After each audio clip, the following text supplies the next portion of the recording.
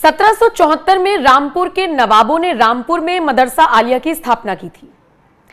यहां से कुछ मैन्यूस्क्रिप्ट्स गायब हो जाती हैं अचानक से, और बहुत सारी ऐसी चीजें जो प्राचीनतम दौर की सबसे दुर्लभ हुआ करती थी वो गायब होती हैं, और ऐसी लगभग 9000 किताबें अचानक गायब होती हैं। और जानते हैं कहां से मिलती हैं? वो मिलती हैं जौहर यूनिवर्सिटी से, जिसके सीधे सीधे तौर पर मालिक आजम खान हम सब जानते हैं। उसके बाद अजय पाल, जो कि रामपुर के एसपी उस वक्त हुआ करते थे, उनका योगदान ये रहा कि वही पहुंचते हैं, फिर छापेमारी होती है और फिर इस पूरे घटनाक्रम का भंडाफोड़ होता है। नमस्कार, स्वागत है आप सभी का। आप देख रहे हैं एनएमएफ न्यूज, आपके साथ मैं हूं नम्रता चौधरी। ये भूमिका जो मैंने बनाई, ये आपको समझाने के लिए बनाई कि रामपुर में आजम खान का जब सिक्का चलता था तो क्या क्या होता था। और चूंकि अजय पाल शर्मा को हम सिर्फ अभी इसलिए हम उनकी चर्चा कर रहे हैं क्योंकि यूपी में सिंघम और एनकाउंटर स्पेशलिस्ट के साथ साथ बंगाल में जब उनको ऑब्जर्वर बनाकर भेजा और उन्होंने जिस तरीके से बंगाल के चुनावों को संपन्न कराया, खासकर संवेदनशील इलाकों में यानी कि दक्षिण 24 परगना जैसे इलाकों में, तो उनकी चर्चा होने लगी। लेकिन सिर्फ यहीं तक सीमित थोड़े ना है, उन्होंने अपने कार्यकाल में कैसे कैसे केसेस को सुलझाया है, इसकी चर्चा करनी लाजमी हो जाती है। तो आज इस रिपोर्ट में हम इसी पर चर्चा करेंगे।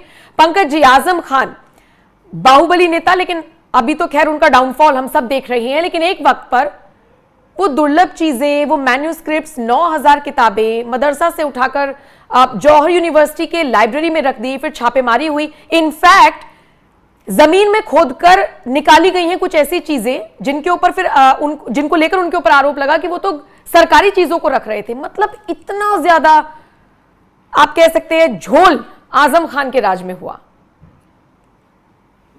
आपने कहा कि आजम खान का डाउनफॉल चल रहा है। मेरा सवाल है कि डाउनफॉल चल कैसे रहा है और क्यों? जिस आजम खान की भैंस ढूंढने के लिए 4-4 थानों की पुलिस लगती थी, उस आजम खान का डाउनफॉल कैसे हुआ? और यह कहानी बहुत मजेदार है जो बताने जा रहे हैं। कितने सारे पुलिस अधिकारी आए, एसपी आए, डीएम आए, आजम खान का बाल बांका नहीं कर सके। जैसे ही कोई केस हो आजम खान बच जाए, उनके पास वकीलों की फौज, अमर सिंह, मुलायम सिंह जैसे लोग। फिर एक नौजवान लड़का आ जाता है, पंजाब के लुधियाना का रहने वाला है वो, और वो एसपी बन के जाता है। और शिकायतें तो बहुत थी, लेकिन किसी शिकायत में इतनी दम नहीं थी कि मान लिया आजम खान को वो कुछ करते भी तो वो जाते जेल में, जमानत लेके बाहर आ जाते। इस लड़के ने सोचा कि नहीं यार, ऐसे नहीं होगा, एक बार इस समस्या को हम जड़ से ही साफ कर देते हैं। और फिर उसने कुछ अलग तरीका अपनाया। उस लड़के का नाम अजय पाल शर्मा था। उसने जो आमतौर पे जो छवि है मीडिया में वो ये कि वो सिंघम है, पिस्टल उस्टल लेके बहुत सारे फोटो उसके दिखाते रहते हैं मीडिया वाले। पर वो अजय पाल शर्मा सिर्फ एनकाउंटर स्पेशलिस्ट नहीं है, वो एक बेहतरीन खोपड़ी है। और उसका आप देखिएगा करियर बैकग्राउंड, इतना विलक्षण स्टूडेंट है। और वो दिमाग में जो सोच सकता है ना, अगर मुझे इंडियन पुलिस सर्विसेज में अगर उस तरह के दिमाग की कोई मिसाल देनी हो तो मैं अजीत डोभाल का देता हूं। शुरुआती करियर में अजीत डोभाल वैसे ही थे जैसे अभी है। अब इसने कहा कि चलिए समस्या तो बहुत है, आजम खान बहुत बड़ा डॉन है, इसको पकड़ेंगे, पूरे सरकार की बैकिंग वगैरह सब कुछ है, इसका पूरा नेटवर्क है, पुलिस विभाग में इसके आदमी है सर, इसको पकड़ा कैसे जाए? ये लैंड ग्रैबिंग, गुंडागर्दी, ये सब में तो नेताओं के श्रृंगार है, ये तो पकड़े जाएंगे नहीं इसमें। अब उसने अपना खोपड़ी चलाना शुरू कर दिया। एक आपने जिसके बारे में डिस्कस किया, औलिया मदरसा था वहां, और वहां पे बहुत पुराने पर्शियन में मैन्यूस्क्रिप्ट लिखी थी। वो देश की धरोहर थी। मतलब वो ऐसा था कि अगर मतलब कि किसी भी विदेश के आदमी को मिल जाता, वो कहता कि बाप रे, इतना पुराना दस्तावेज। और वो पांडुलिपियां जो थी वो ओरिजिनल फॉर्म में औलिया मदरसे में रखी हुई थी। लेकिन धीरे धीरे वहां चोरी हो रही थी औलिया मदरसे में, और वो पांडुलिपियां गायब हो रही थी। ठीक उसी तरह जैसे मंदिरों में पुरानी प्राचीन मूर्तियां गायब होती हैं ना, उसी तरीके से। और लोगों को लग रहा था कोई बहुत बड़ा विदेश का गैंग होगा और इतना बड़ा स्मगलर होगा और बेचता होगा ईरान और अरब में ले जाकर पैसे कमाता होगा। जब ये अजय पाल शर्मा ने दिमाग लगाना शुरू किया तो इनको एक क्लू मिला कि ये जो पांडुलिपियां हैं वो जौहर यूनिवर्सिटी के लाइब्रेरी में सुरक्षित रखी हुई कुछ दिखी हैं, उसी तरह की हैं। आप पता कीजिए कि ओरिजिनल है या नहीं।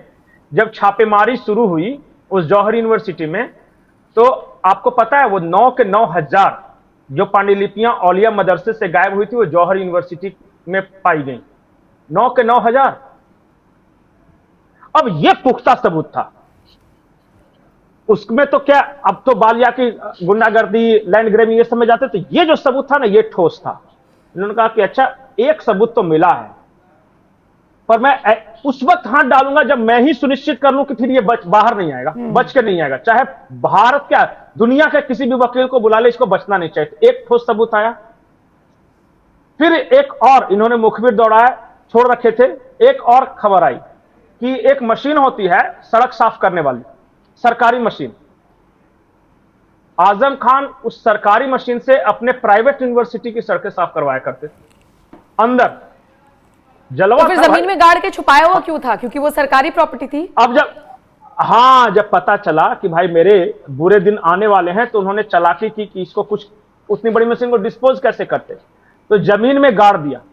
और ये बात अजय पाल शर्मा को पता चल गई, तो वो भी रिकवरी हो गई। तो वो तो सरकारी चीज यहां मिली थी, मीडिया के कैमरे के सामने मिली थी, तो वो तो पुख्ता सबूत थी। तो 2 सबूत मिल गए। और फिर आजम खान पे हाथ डाला, और एक के बाद एक हाथ डाला। तो पता है कितने केस किए? 107 टोटल। बोले आ जा, अब बच जा, अब दौड़वा अपनी भैंस को ढूंढने के लिए थानों को। अरे आजम खान जीप पे खड़े होकर कहा करते थे कि तुम्हारी वर्दी उतरवा लूंगा, एसपी मेरे जूते उठाता था तू, ऐसी बातें किया करते थे। बोले कि अब हम बताते कि एसपी होता क्या है, और कौन किसका जूता उठाता है, कौन किसके जूता किसके सर पे रखता है, वो सब बताते। और इसीलिए उस पूरे आजम खान के साम्राज्य को नष्ट कर दिया। मतलब आज हालत यह है कि आजम खान से बाहर आके यही रोता है कि अखिलेश यादव मिलने नहीं आए, बस इतना ही छोड़ा है उसको। इससे ज्यादा कोई है, कोई औकात नहीं। यह हालत किया एक अधिकारी ने। इस अधिकारी ने एक भी गोली नहीं चलाई वहां पे। सिंघम की तरह वो तड़तड़ाया नहीं कभी। अब नहीं, मीडिया वाले और जितना सपोर्ट ऐसे इलाकों में अक्सर मिल जाता है किसी भी नेता को, किसी भी सफेदपोश को, उनके बीच में से निकाल लाए नहीं। और सबसे बड़ी बात है कि इसका खोपड़ी देखिए, इसने ऐसा मामला छेड़ा कि मुसलमान भी कर रहे थे कि हमारे ही औलिया दरगाह का चोरी किया। तो मुसलमान भी समर्थन में नहीं थे। हमारे इस्लाम की इतनी प्राचीन धरोहर को ये चोट्टा ने चुरा लिया। तो अब जितने वहां मौले मौलाना थे जो कि प्रोबेबल सपोर्टर हो सकते थे, जो कि वहां पे क्रांति वगैरह करते सड़कों पे, उन्होंने कहा कि नहीं। और पुलिस ने समझाया कि भैया आपके लिए जा रहे हैं, हम तो इस्लाम की रक्षा के लिए है। देखिए तो भला इतनी पुरानी पांडुलिपियां उसने चोरी किया है, उसको तो इस्लाम से खारिज होना चाहिए। सभी मौलाना ने कहा कि सही कहते हो मियां, बिल्कुल। तो मतलब ऐसा मामला पकड़ा कि उसको सपोर्ट तक नहीं मिल सका अपनी बिरादरी का। और फिर जमीन कब्जाने वाला तो था, तो जमीन कब्जाने वाला में उस वक्त आप मीडिया हेडलाइंस देखिए, सब मुस्लिम आ रहे थे, मेरी भी जमीन कब्जाई, मेरी भी जमीन कब्जाई। मुसलमान की जमीन कब्जाई तो काहे के लिए मुसलमान आएगा? जब मुसलमान की पांडुलिपियां चुराई, अपने प्राइवेट यूनिवर्सिटी में डाला, तो काहे मुसलमान आएगा? और मुसलमान का सपोर्ट नहीं तो काहे का आजम खान?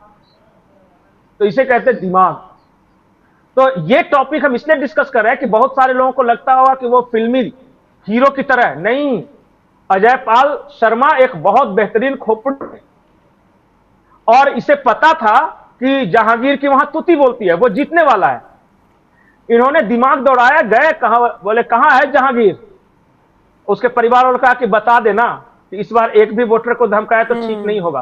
और ये बिल्कुल लीगल आ तो गए, नहीं आ गए इतना बोल के, और यहां सिंघम होने लगा। लेकिन इसका असर यह हुआ कि जहांगीर बड़बड़ाने लगा। बिल्कुल, ये बिल्कुल कैलकुलेटेड मूव था।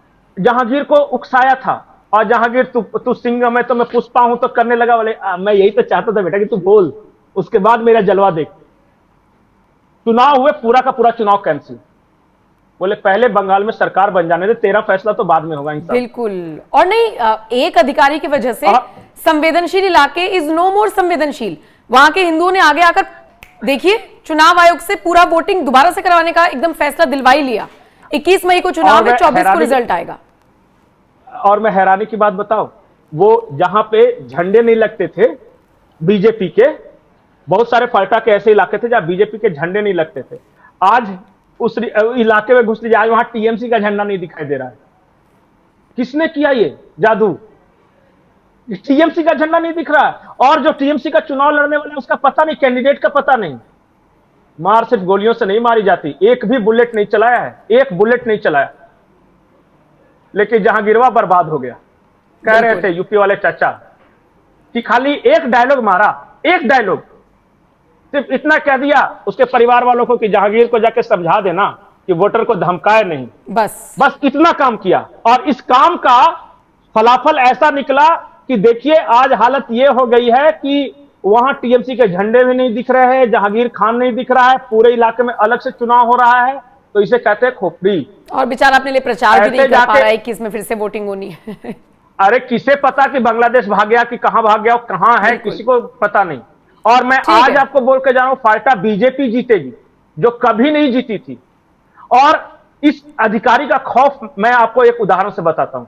ये जो फाल्टा वाला केस हुआ ना, उसके बाद उत्तर प्रदेश में अखिलेश यादव का एक ट्वीट आया उस दौरान, और उस ट्वीट में बहुत सारे लोगों ने को लगा कि ममता का सपोर्ट कर रहे हैं। उस ट्वीट में खौफ देखिए, और उस ट्वीट की लाइन मैं पढ़ता हूं।